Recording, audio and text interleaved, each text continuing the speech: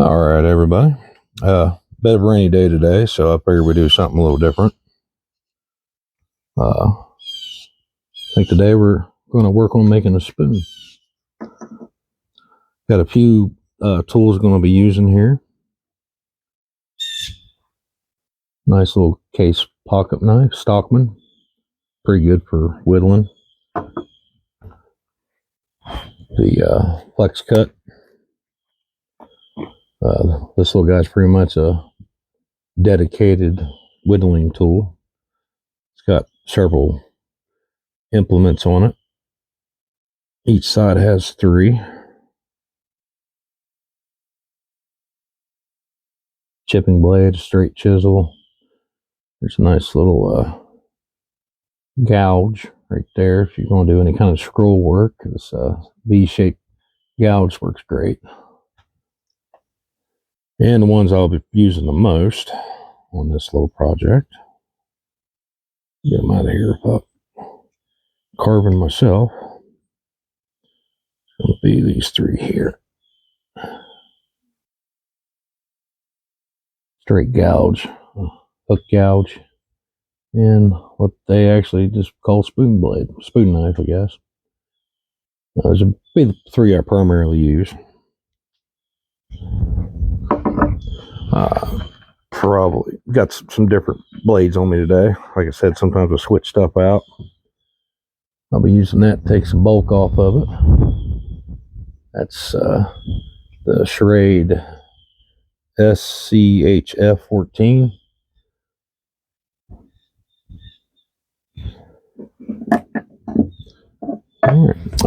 Usually carry all this stuff in this Maxpedition Janus pouch. It's basically just I use for woodworking, whittling sort of thing. But little S-beaners on it. There, that way I can hook it to a couple belt loops and hang off my side there. Pretty handy little guy. Of course, that's a Silky Pocket Boy. Fantastic tool. All right.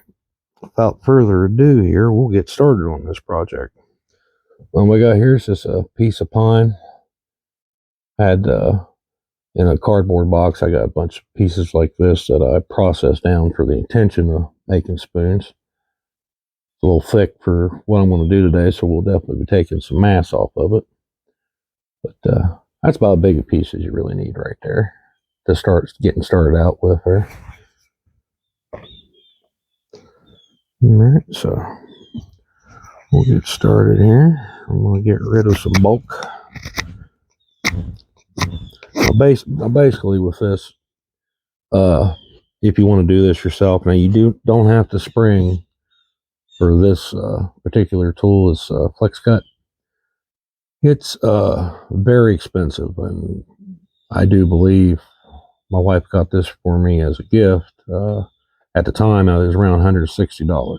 Don't know what it is now. It's been somewhere in the neighborhood of maybe 4 or 5 years ago that was purchased. So, you could be looking at $180 now.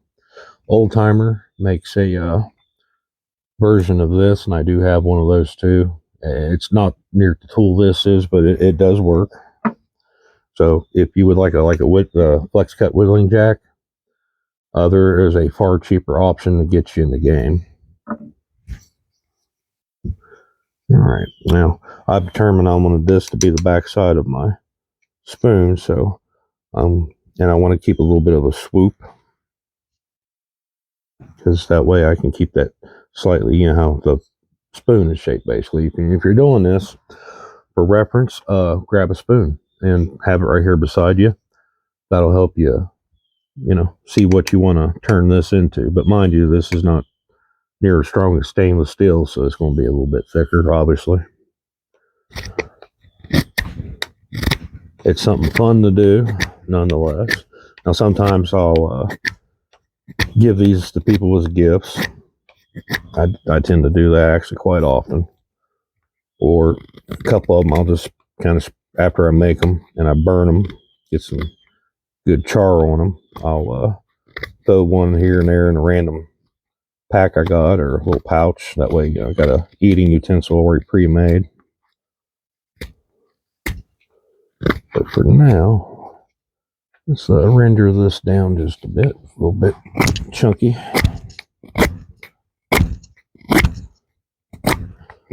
And if anybody's going to ask about the film my Janus pouch here, get this guy out of the way.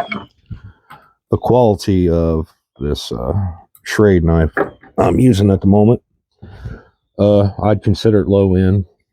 It's one of them deals where it gets the job done, and it was a smaller blade that I could, carry with me. Still fixed blade, and I've used it quite a bit.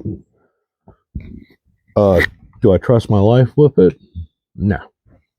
Can't honestly say that I would. I would just say it's one of them deals that'll better nothing, you'll get you in the game. But I do like how light it is, and the sheath for it, though it's not exactly a very strong sheath. It's made out of a hard plastic. It's not Kydex, some kind of thermoplastic that they mold to the knife, which now I've worn this knife for several years, and if I have to even work on the vehicle or stuff, I lay on the ground. My knife's on my side, and this thing's being pressed into the ground on the gravel while I'm rolling around working under a vehicle. So I mean, it's all held up. So say what you will about it, it has done the job for me, and it's been at least that much reliable.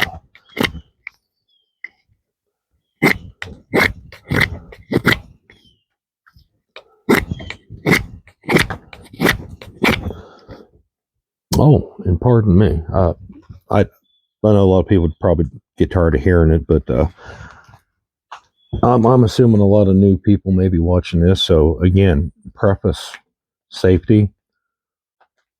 Make sure you take this and make sure there's nothing around you immediately that can be damaged while you're doing this. Obviously, as I'm taking these chunks out of this, that blade's coming out, and it is, you get her in there real deep and get a big old chunk, and you're pushing real hard, she comes out all at once.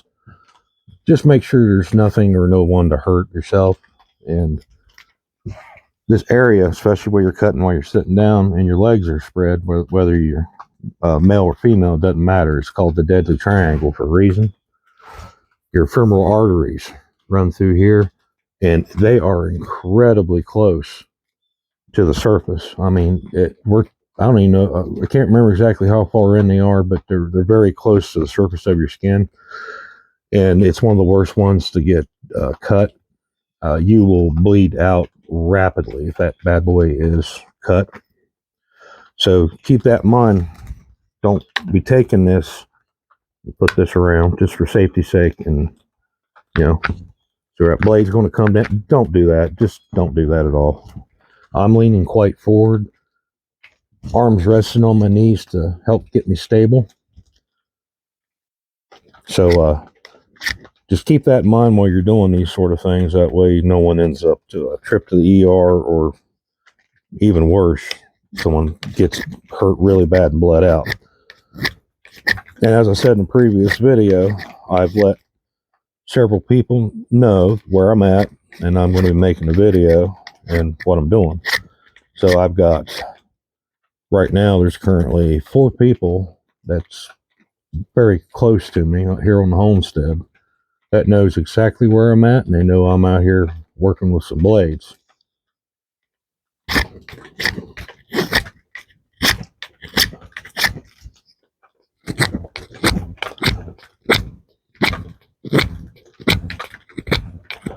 There we go. Now we're starting to get it down a little bit better. Now we'll dress this up. Right now this is definitely going to look a little ugly because we're, right now we're just taking off some bulk, so we're going to have some pretty uneven, rough looking stuff going on there, but that's all right. And it don't necessarily even have to look pretty. It's just about I'm making basically I'm making an eating tool here, so it don't have to be pretty. I mean, if you're out there in the woods and you want to get this done so you have something to eat your food with, it don't have to be pretty at all. And I mean, You really don't even necessarily need to make much of a bowl in it. You can use that latter part of the knife and get in there and crown it out a little bit, and it'll still serve you just fine to eat some soup with or something of that nature. Maybe stir something in a cook pot. Of course, if I was doing that, obviously I'd want quite a bit longer utensil. Quite easy to make a spatula. You just keep it nice and flat. Much bigger piece of wood, and you know, cut the shoulders out and taper the tip off about 45-degree angles, and there you go, spatula.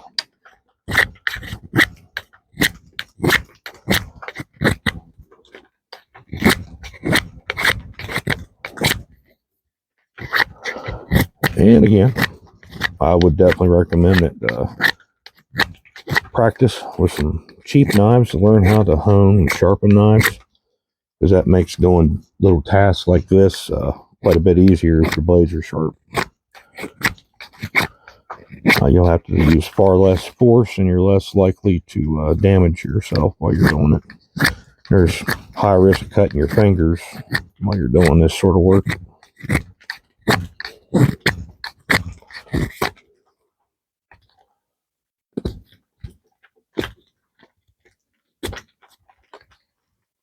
Okay.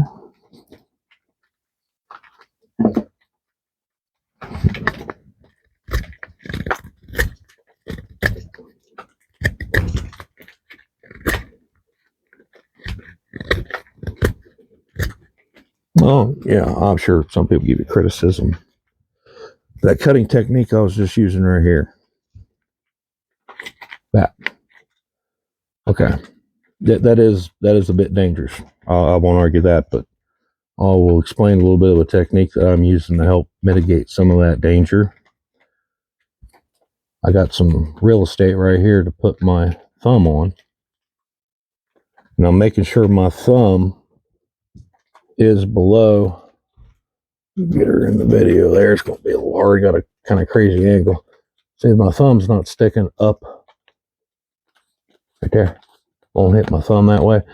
Now, that's only part of this technique. Put your thumb there. Make sure it's low enough where you're not going to actually, if that comes through there, it's going to cut your thumb. Get your you can take a few little practice gentle. Oh, okay, I'm catching right there, right? Now I got the angle. I need to cut some of this wood off. And basically, at that point, you're going to close your fist using these 4 fingers. Now, what that'll do, it'll help naturally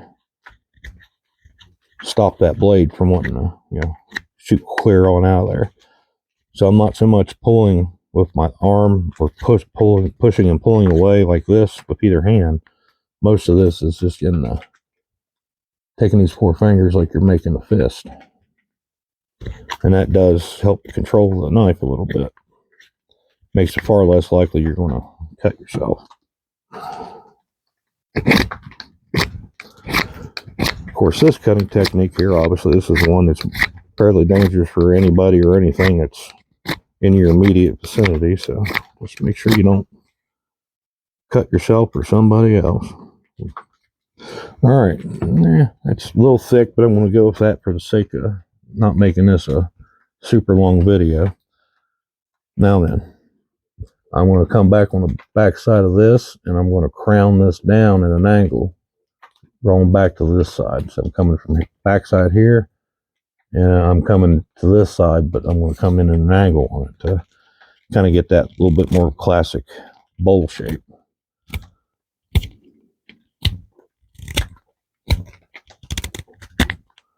And there is quite a bit of material I'm going to remove for that, so I'm going to have some bigger chips flying here. Now, I've completely got my thumb behind the wood here, so right now there's pretty well no risk for me getting harmed doing this particular cut right through here. So I'm going a little bit harder now that I've slightly eliminated the chances of harming myself while doing this. And again, I like these, I guess, bushcraft skills, but a lot of this is more in the bushcraft skills area. It's actually being a woodsman. So, but we'll go bushcraft because a lot of people associate that with, you know, maybe a survival situation. And I will say this: if the situation you're in is a survival situation, before you do stuff like this, you need to question whether you really need to do stuff like this. You don't want to just simply, hey, I know how to do this and I can do this, or, you know, hey, there's a small risk I cut hand or finger, you know, I'm not going to die. But a mechanical injury, if you're in a survival situation, is highly compounded. It's you're not comfortable, you're not eating well, drinking well, sleeping well. So now you add a mechanical injury on top of that, and you're going to have far worse time in general while you're out there in the situation you found yourself in. Okay, now to help keep this, the rest of the cutting I'm going to do, I'm going to take a Sharpie and I'm basically going to draw a picture of a spoon on this blank, and that'll help me keep it in line, especially coming up here near the tip. Want to get, you know, roughly middle. I'll make a little mark. Now from that little dot I made right there, kind of make an egg shape, because that's roughly how a spoon shape is. So we're going to come from that point.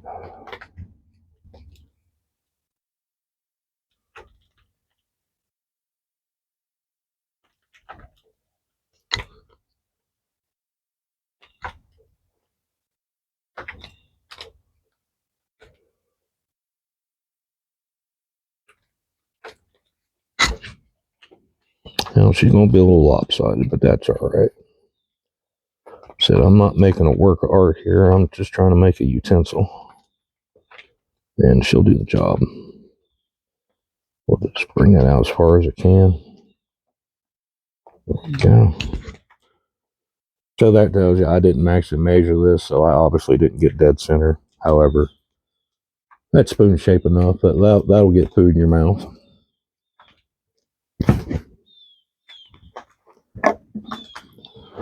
All right, now with that, I'm simply going to start carving the profile of that spoon shape I drew there out of this hunk of wood.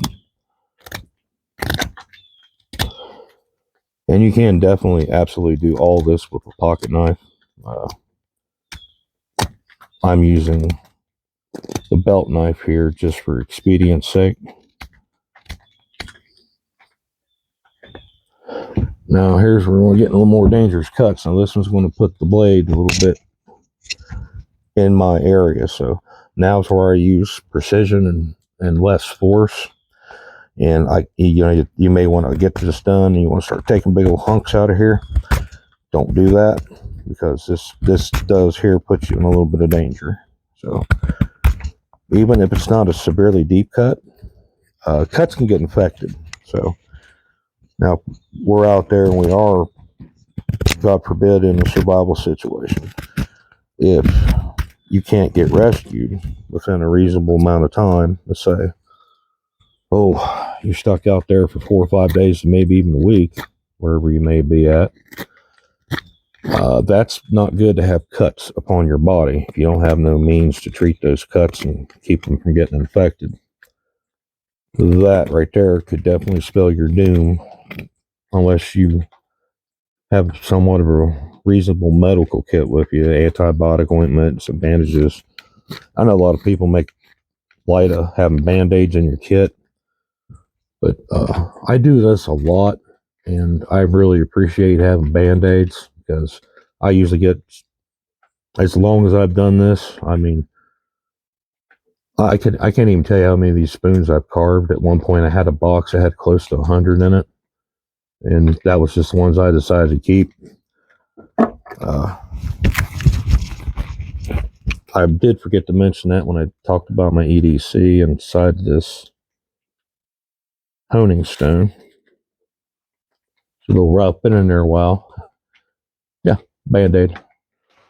Because, you know, hey, I'm probably going to end up cutting myself while I'm practicing or And I do just whittle wood and make spoons. So nicking my fingers is definitely a real probability.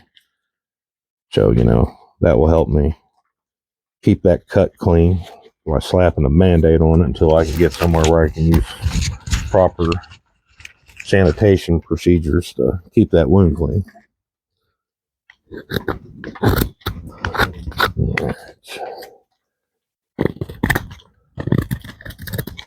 Now, if you have the luxury of doing this and you want to make these things look nice, that's another part of bushcraft that is quite enjoyable to do. It's quite therapeutic in a way.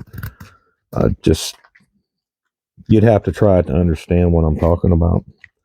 It's very enjoyable, and you're making something useful. So to me, it has somewhat of a therapeutic value to it.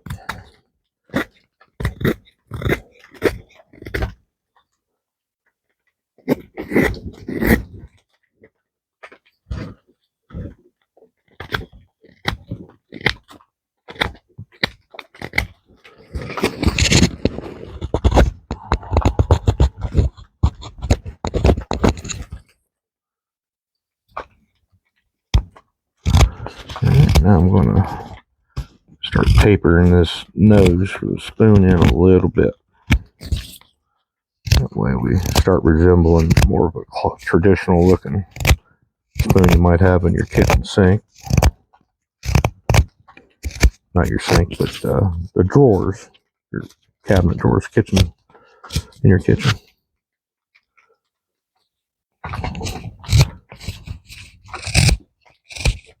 Well, I made that a little ugly. That's all right. It'll be just fine.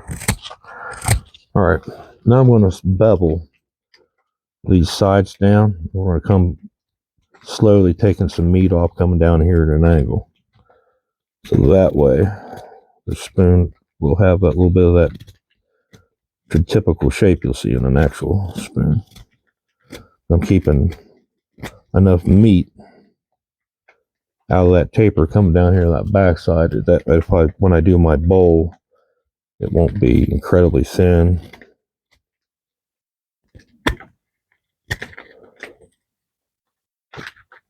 Actually, here, this part I can actually switch off to the case pocket knife. Get the little cheap foot blade out.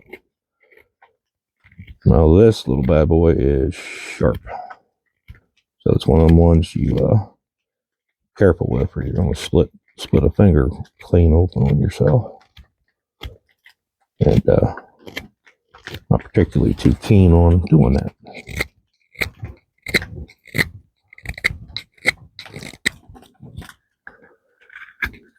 Mind you, she ain't going to be too pretty. I'm trying to do this fairly quick for the sake of not having a epically long video.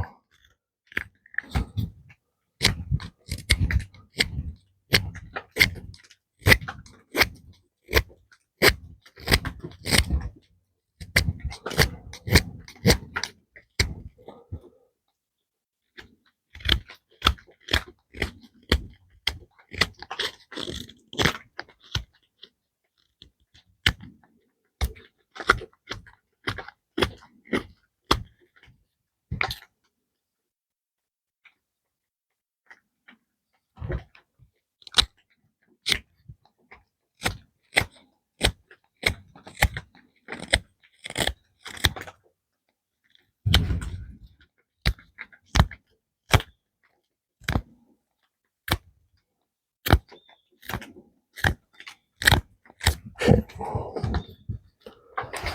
Now let's get rid of some of that. Alright, now we got keeping my border. Now we're going to switch to this tool. To be fair, I'll come back here with this. I typically don't do this much, but if you're new, come back here on this back side and kind of decide where you want that part right there. That'll help keep you a little more in line with how you're digging out that wood there.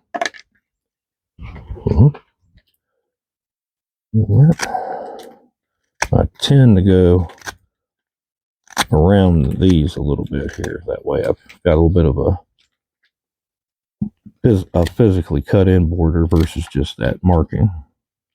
That'll help when you get in there and some wood will tend to want to splinter off on you. If you're not careful, then you'll end up ripping your wood off around on these edges.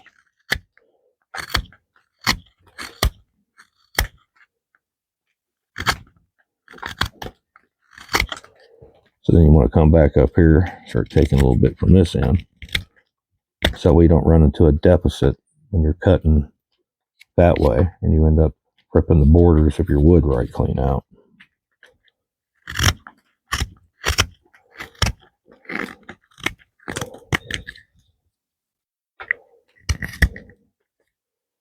Okay. Now this typically too, this blade is designed to cut in this direction here. Now, I've seen people use that particular blade and they do quite well with it, but will not lie a bit. That one's my absolute favorite for this. Now this little guy gets in there and he gouges quite well, and I can get in and do some tighter radiuses with this. Now I'm going to flip around. See that checking right there? Right there. Now I'm going to turn around, come up here from that side. I'm going to get rid of that, because if I leave that in there and I kept digging from that side, that's when you got to be careful, because they don't want to chip completely out, and you may end up taking a big hunk out of that where you didn't want to. So now I'm going to cut back the opposite way on him here. Now I'm going to get a little bit more off in that whole area, so that way as I come to it, I'm not going to get a whole bunch of that going on there. All right, now see if I got more checking, so now I can come back here this way. Boom, it's gone. Right like that.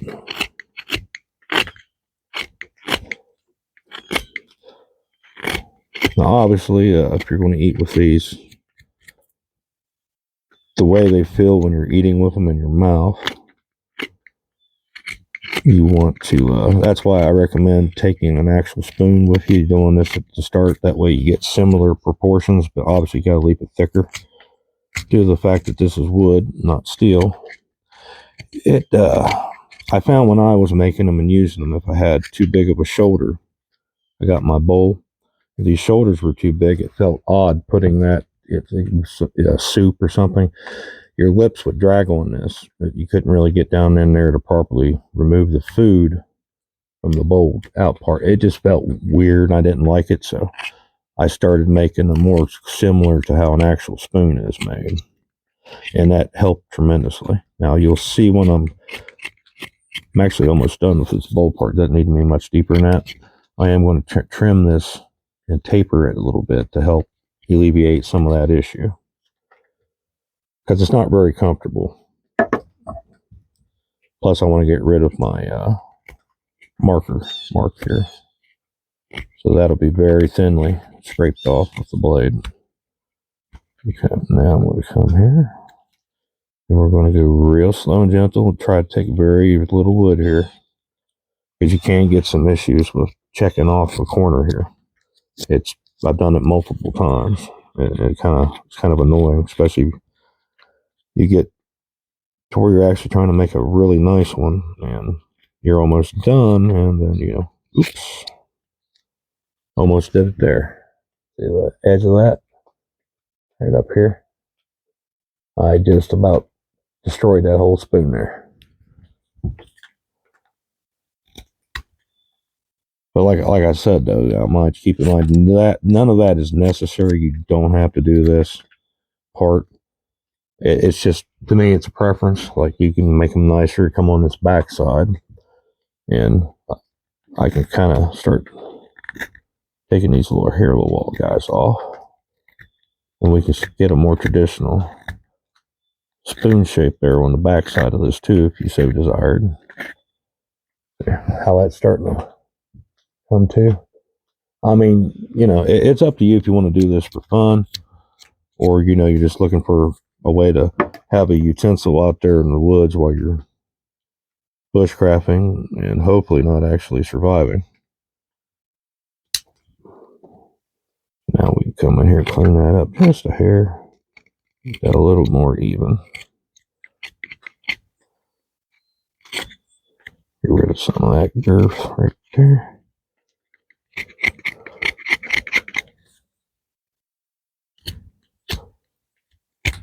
Alright. She ain't pretty by no stretch of the imagination, but that right there is serviceable enough now to actually eat with. So, I mean, I reckon you could throw one of them together out and about in the woods while you're doing your thing, just to, hey, I got something to eat with now. Maybe take you another piece and sit down and start working on it, making a nicer one. Just, plus to keep your mind preoccupied while you're out there. And if you're in a survival situation, you got your shelter squared away and you're not, freezing to death or dying of thirst and dehydration, stuff like this is a nice little task that can keep your mind preoccupied. All right. Now then, typically what I do with these, little torch.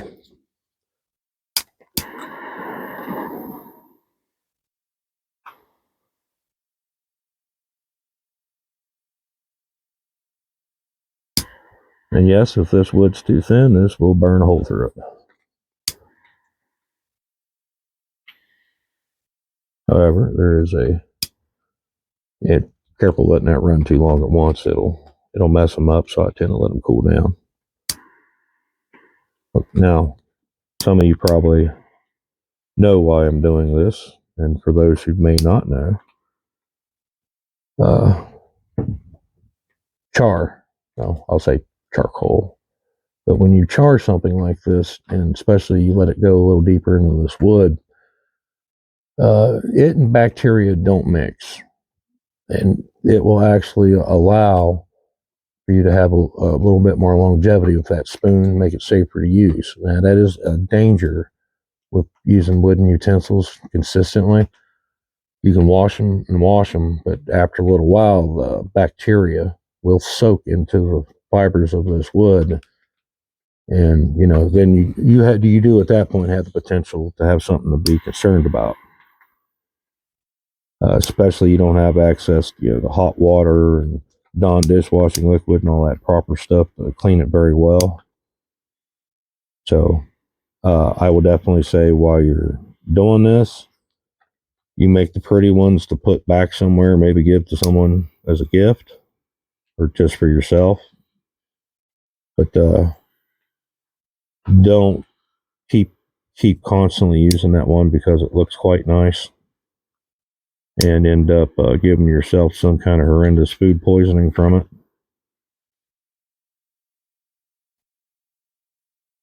I usually just do the whole spoon. I don't focus quite as heavy on the handle part. I just get it to where it looks good, kind of matches. I'll spend more time charring up this from the tip to about there, where you usually got to get a lot of food on that section, front and back, and get that good and going. And I will take a rag and wipe off the excess char. And you'll get to a point where you stop getting it coming off the rag, maybe a little bit of wet rag, and you get a lot of that off there where you're not actually going to be eating the char dust off of it. And there you go. I mean, that's simple, basic. She ain't a work of art. But that right there is a perfectly functional eating utensil now. All right, guys. Well, that. Thank you for watching. I appreciate your views, your likes, and all of you new people that subscribed. Thank you very much. Hope to keep being able to make videos for you. If you would, everybody, please like, subscribe, share the video. Please get it out there for me if you would.